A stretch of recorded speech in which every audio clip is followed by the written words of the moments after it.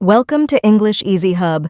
Join us as we ignite the flames of your English learning journey together. Please subscribe to watch and embark on your English learning journey. Don't miss out on the exciting content. In this dialogue, Alex seeks guidance from a professor on the essential aspects of English pronunciation, particularly focusing on tone, intonation, rhythm, and connected speech. These elements are pivotal for mastering natural and fluent spoken English. Through an insightful exchange, the professor delves into the importance of tone and intonation in conveying emotional nuances, and how rhythm helps maintain a natural flow in conversation. Alex gains valuable techniques on improving pitch variation, stress, and the rhythmic patterns of English, ultimately discovering how these tools work together to produce fluent, expressive speech. Hi, Professor. I've been diving into English pronunciation recently, and I've noticed that two elements stand out: tone and intonation. Could you share some insights on the secrets behind them? Tone and intonation are absolutely fundamental in spoken English. Let's start with tone.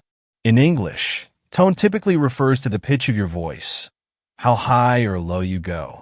It's often used to express emotions like surprise, anger, or excitement.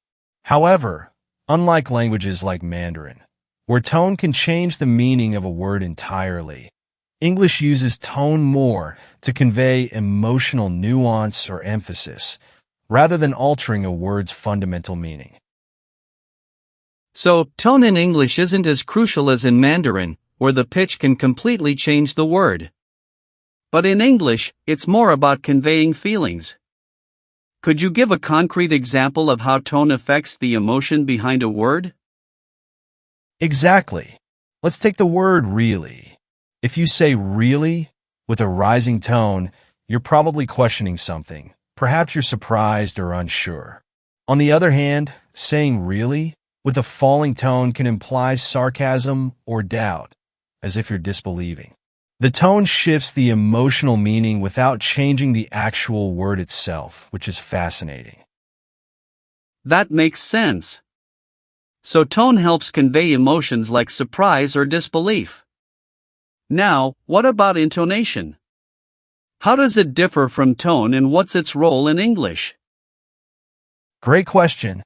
Intonation refers to the rise and fall of your voice across an entire sentence or phrase.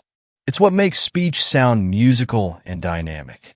While tone affects individual words to convey emotions, intonation is about shaping the overall meaning of a sentence.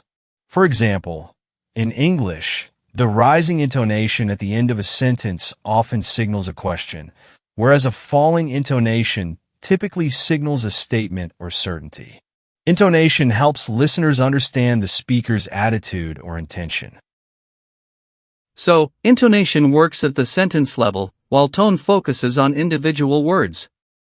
Can you give me an example of how intonation can completely change the meaning of a sentence? Sure. Let's use the sentence, "You're coming to the party."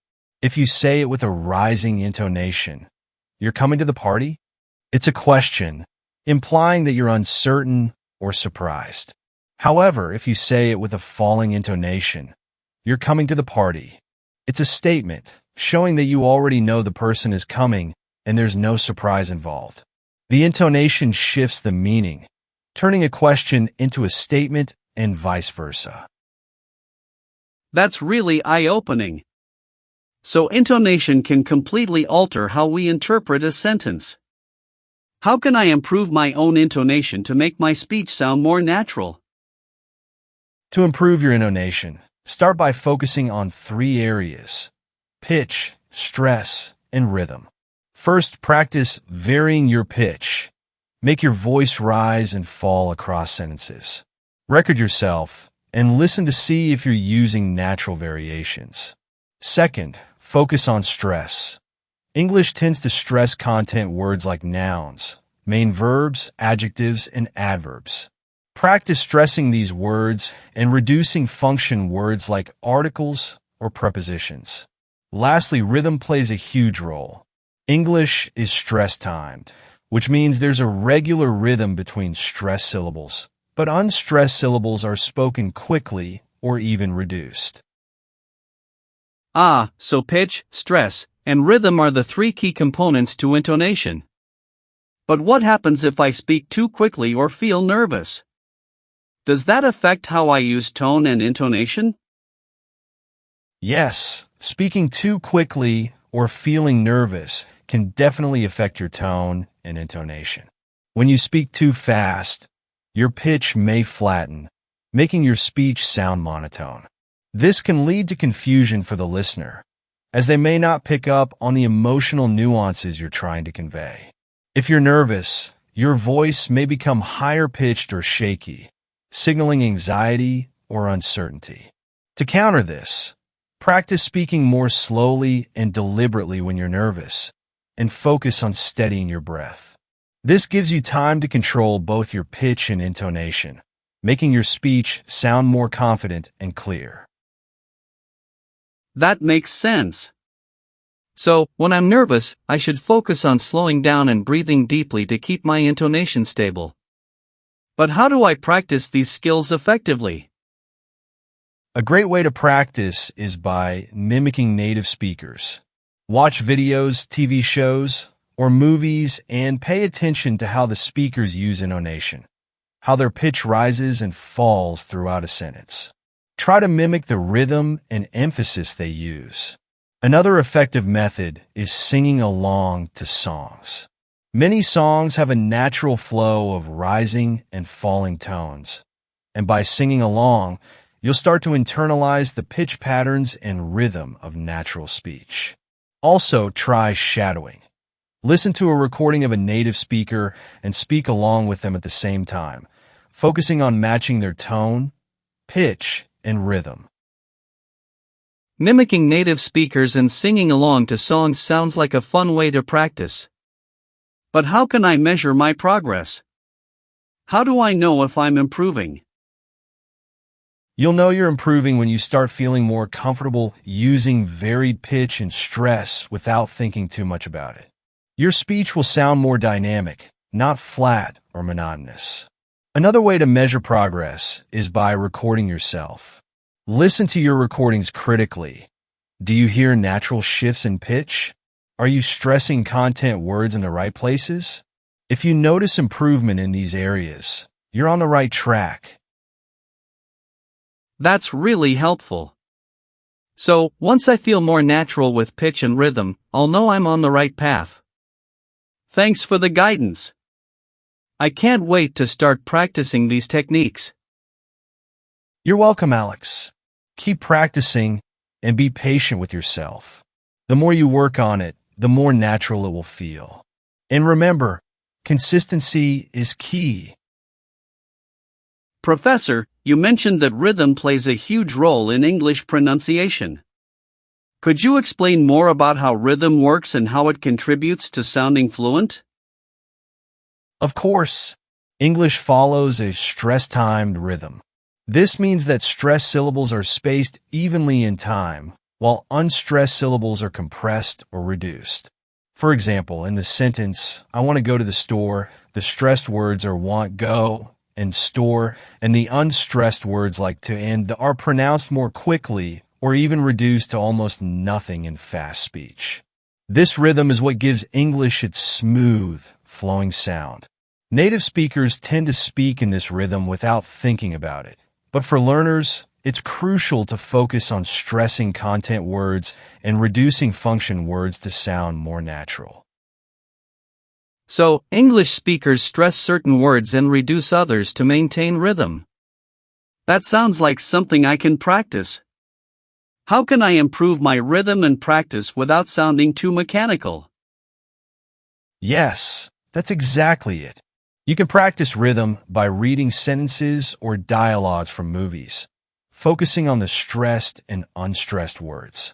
Start slow, and then gradually increase your speed as you become more comfortable with the rhythm. Poetry is another great tool, as it follows rhythmic patterns that can help you practice stress and timing. Over time, you'll start to feel more natural as you adjust your rhythm to sound like native speakers. Poetry sounds like a really creative way to practice. And you also mentioned connected speech. Could you explain how that relates to rhythm and fluency? Certainly, connected speech happens when words link together in fast speech. Native speakers often merge sounds between words so that speech flows more smoothly. For example, I'm going to can become, I'm gonna, and what did you say? Might sound like what I say. Mastering connected speech is essential for sounding fluent and natural, as it removes awkward pauses between words. To practice, listen to how native speakers connect their speech and try to imitate those linkages. That's amazing. It's like there's an invisible thread connecting words together. Thanks so much, Professor, for all these incredible insights. I can't wait to put them into practice. You're very welcome, Alex. Keep listening, practicing, and observing how native speakers use these techniques. Your pronunciation and fluency will improve with consistent effort. You got this. The core value of this conversation lies in the practical application of tone, intonation, rhythm, and connected speech in everyday English. By mastering these elements, learners can enhance their ability to communicate clearly, emotionally, and naturally. Tone provides emotional depth, intonation shapes sentence meaning, rhythm supports fluid speech, and connected speech ties everything together to make English sound more native-like. Through consistent practice, by mimicking native speakers, focusing on stress patterns and reducing function words, learners can achieve improved fluency and expressiveness. The key takeaway is that pronunciation is not just about individual sounds, but the dynamic way in which words and phrases flow together to convey meaning and emotion. Thanks for watching. Remember to subscribe, like, comment, and share to keep the English learning journey alive.